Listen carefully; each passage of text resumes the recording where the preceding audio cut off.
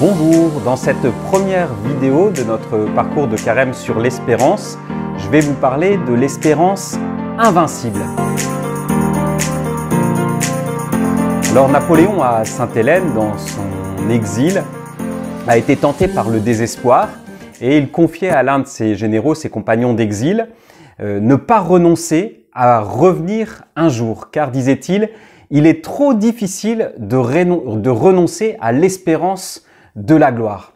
Et cette espérance l'a maintenue, mais on sait que finalement cette espérance a été vaincue et que Napoléon est mort en exil.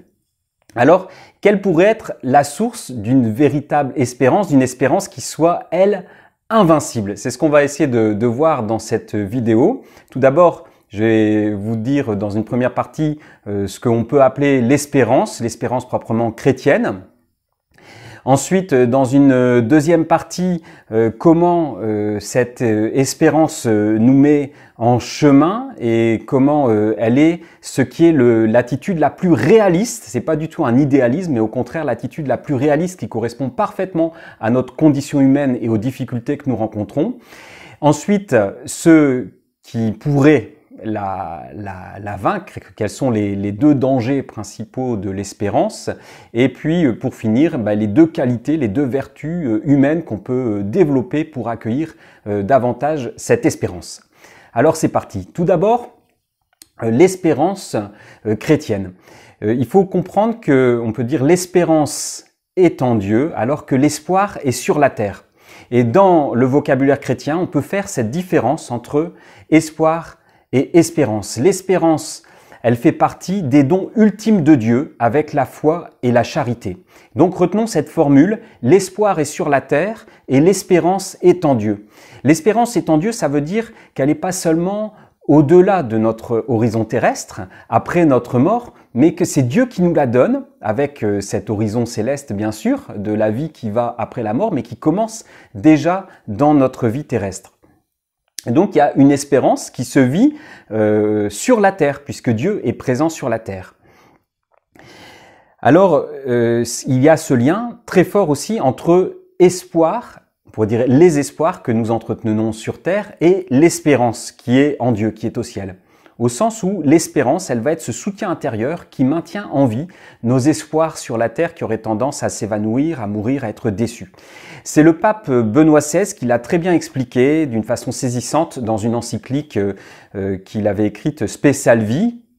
Donc nous sommes sauvés dans l'espérance. Il distinguait dans ce texte la grande espérance de ce qu'il appelait entre guillemets les petites espérances. Alors la grande espérance, eh bien c'est l'espérance de Dieu, de la vie divine. C'est l'espérance qui ancre nos vies dans les réalités célestes.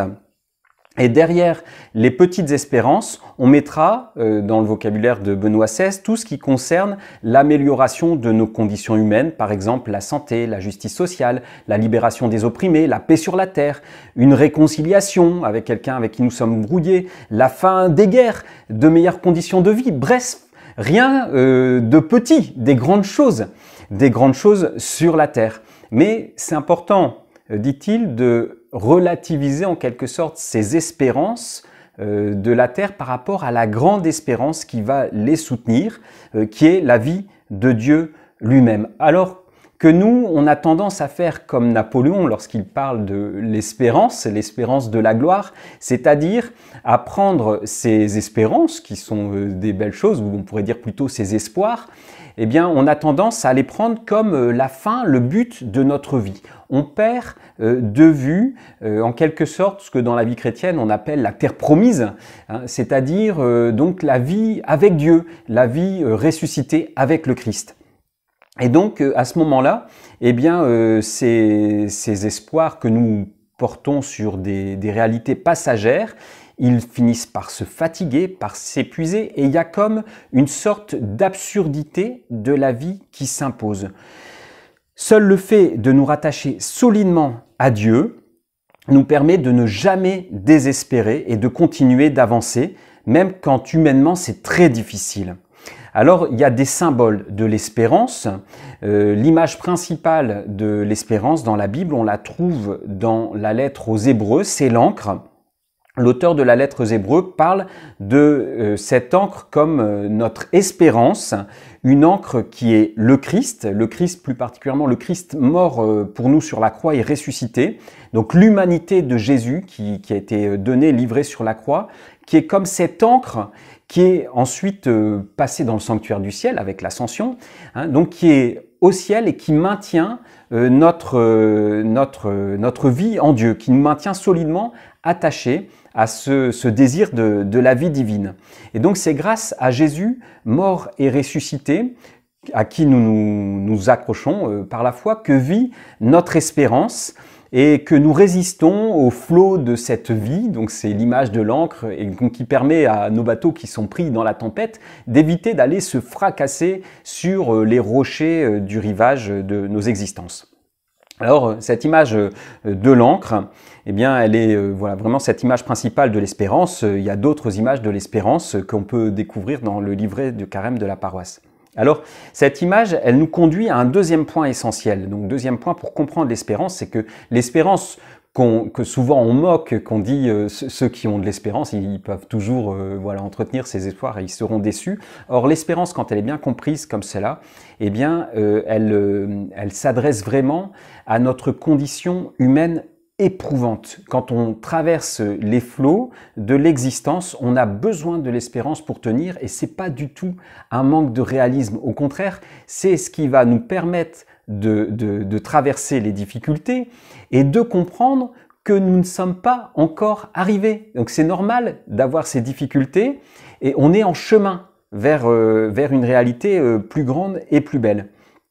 Et donc, si on oublie cela, alors en fait ces difficultés que nous traversons deviennent en fait la réalité absolue et on se laisse comme engloutir dans le néant. Et donc l'image aussi qu'on pourrait compléter avec celle de l'ancre, c'est celle du pèlerin. Notre vie humaine est un pèlerinage et on a ce statut de pèlerin, on est en chemin. Et il y a un texte de saint Paul qui nous aide à très bien le comprendre, c'est celui de la lettre aux Philippiens, chapitre 3, versets 12 à 14, je vous le lis. « Non que je sois déjà devenu parfait, mais je cours pour tâcher de saisir, car j'ai été saisi moi-même par le Christ. Frères, je n'estime pas avoir déjà saisi, mais oubliant le chemin parcouru, tendu vers l'avant, je cours vers le but en vue d'obtenir le prix que Dieu nous réserve en Jésus-Christ. » Dans ce passage, saint Paul dit plusieurs choses essentielles sur l'espérance. Tout d'abord, il dit bien que nous ne sommes pas encore arrivés. Et c'est très important de le comprendre, hein, c'est ce status viatoris, donc le statut de pèlerin, de chemin. Et donc, dans ce statut de pèlerin, eh bien, on comprend qu'il y a des choses qui nous font souffrir, il y a des choses qui sont difficiles, et ça n'est pas ce qui est la fin de ma vie, c'est simplement que ma vie n'est pas encore accomplie. Et donc, si je reste en chemin, en ce sens, eh bien, l'espérance est vraiment du réalisme. Je reconnais la situation telle qu'elle est, et je sais que je dois encore avancer. L'espérance, c'est la seule attitude réaliste par rapport aux difficultés que nous vivons. Et donc, à ceux qui disent que espérer, c'est rêver, eh bien, au contraire, il faut répondre que espérer, et c'est être dans le réalisme pour avancer. C'est ne pas se laisser immobiliser par les difficultés présentes et ne pas être dans le déni de ces progrès dont nous sommes capables, ni dans le découragement. Alors, ça fait naître aussi la conscience des dangers qui peuvent nous faire perdre l'espérance. C'est mon troisième point, donc sur les deux dangers qui nous guettent. C'est se croire déjà arrivé ou bien croire que je ne peux plus avancer. Donc par rapport à ce statut de pèlerin, je me fixe. Je me fixe soit dans l'orgueil de ce que je suis déjà, je pense avoir déjà tout saisi, comme nous dit saint Paul, ben c'est une forme d'orgueil, où je crois que je pourrais plus faire de progrès et donc je me décourage.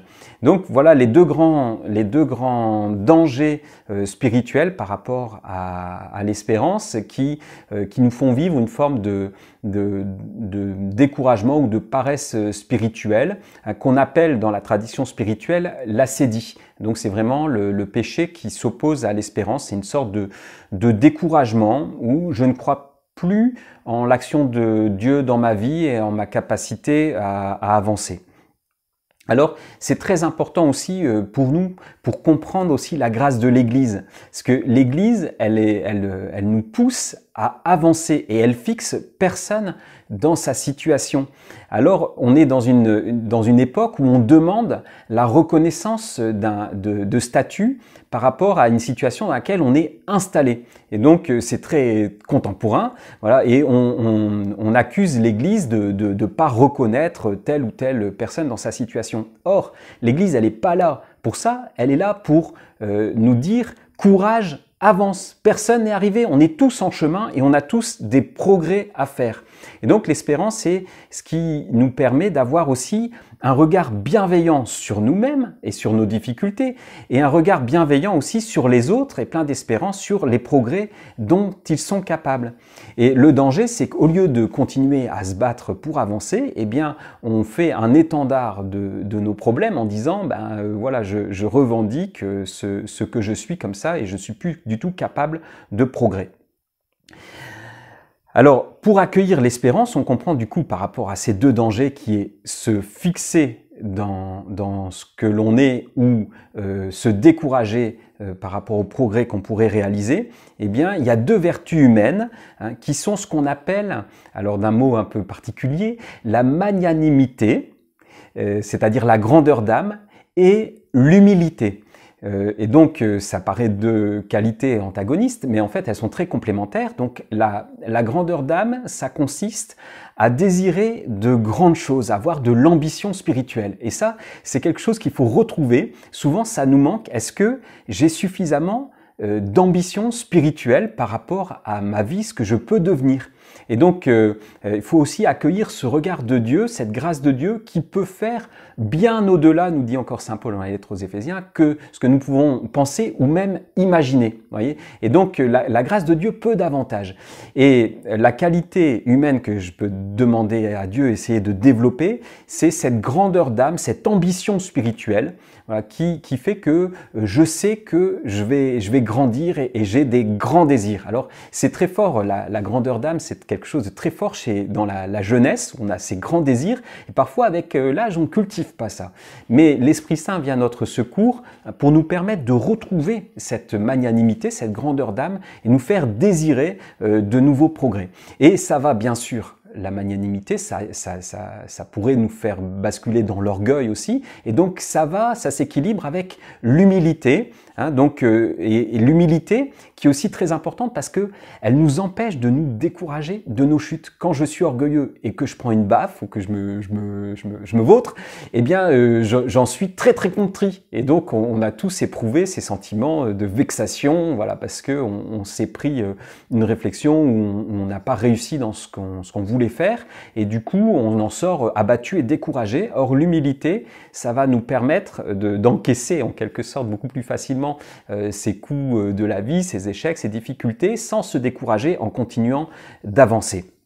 Voilà, donc magnanimité, grandeur d'âme en quelque sorte, et humilité, ce sont les deux vertus humaines qu'on peut développer, demander à Dieu, et qui nous permettent d'accueillir et de déployer la grâce de l'espérance que Dieu nous donne. Alors, je redis aussi que cette espérance, comme elle est une vertu qu'on appelle théologale, c'est-à-dire que c'est Dieu qui la donne. Et donc, on peut se disposer davantage à l'espérance, mais on ne peut pas la produire de nous-mêmes. Il faut la demander humblement à Dieu, et donc il faut prier pour avoir l'espérance, et c'est l'Esprit Saint qui l'infuse dans nos âmes à partir de la prière. Il faut la demander. Alors pour résumer, donc cette espérance, c'est bien sûr un don de Dieu qui nous permet de traverser les difficultés de cette vie. L'espérance, c'est la qualité du pèlerin, celui qui est en chemin. Et les obstacles à l'espérance, ce sont le fait de se croire déjà arrivé et de croire ou de se décourager, de croire qu'on ne pourra plus faire de progrès. face à ces deux obstacles, on peut développer la grandeur d'âme et l'humilité, voilà, qui nous permet d'être renouvelés dans ce don de Dieu et d'accueillir davantage ce don de Dieu de l'espérance. On peut dire en conclusion que l'espérance, c'est la jeunesse des saints. C'est-à-dire que dans notre époque qui voue un véritable culte à la jeunesse, on voit que beaucoup essayent de ne pas vieillir. Ils essayent donc de ne pas vieillir physiquement parce que leur espoir est sur la terre. Et les saints, eux, bien, au fur et à mesure des années, ils rajeunissent intérieurement. Et donc la jeunesse, proprement, c'est le fait d'avoir encore plein de possibilités. On voit ça chez les jeunes, tout est encore possible. Et ce que Dieu fait en nous, c'est qu'il nous libère de nos résignations et il réouvre toutes ces possibilités, toutes ces portes qu'on a verrouillées, il réouvre toutes les possibilités de notre vie. Et à travers aussi cette espérance qu'il infuse en nous, il nous donne une certaine légèreté d'âme, un certain sens de l'audace, voilà, qui fait que tout devient possible, que notre jeunesse se renouvelle. Donc demandons à Dieu, au cours de ce carême, la jeunesse des saints. Dans cette vidéo, j'ai surtout voulu expliquer ce que représente l'espérance sur le plan humain. Alors dans une prochaine vidéo, nous verrons davantage ce que Dieu nous donne d'espérer. La question de la vie après la mort et comment Jésus éclaire déjà ce qu'il y a de l'autre côté du rideau. Merci beaucoup d'avoir regardé cette vidéo. Que Dieu vous bénisse et vous donne de vivre dans l'espérance.